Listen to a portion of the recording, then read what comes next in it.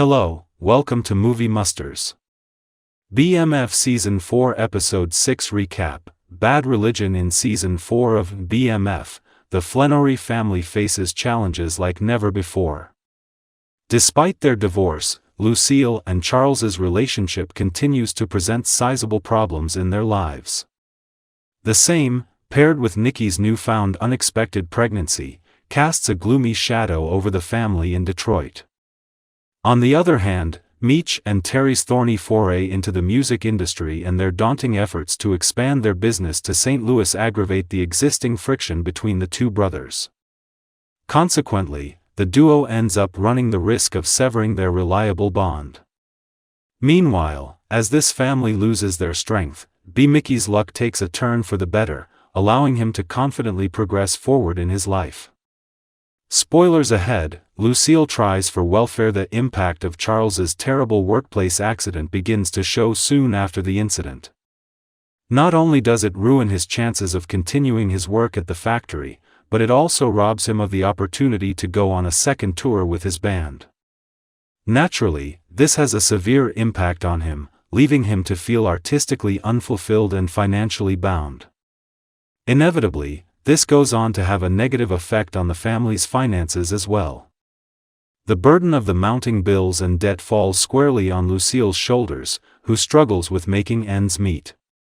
Normally, her financially unstable situation could have been alleviated with government welfare. Nonetheless, with Charles still living under her roof, there's little hope for her application to be approved. Even so, Lucille decides to try her luck and marches down to the welfare office.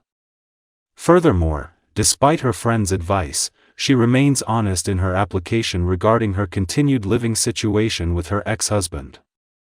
Inevitably, this proves to be a blunder in her situation, as the welfare worker has no choice but to turn her down. The rejection hits hard for Lucille. Consequently, one unfortunate night, she lets her frustrations get the better of her and blows up at Charles. With the numerous unkind insults she throws at her ex, she also tells them that the family would be better off without him.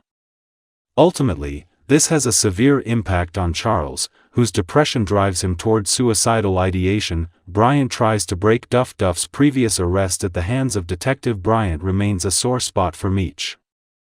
While the crime boss has no doubts about his friend's loyalty, he can't help but be concerned about his well-being behind bars. However, when the time comes, the detective decides to play dirty, but only in terms of sentimentality.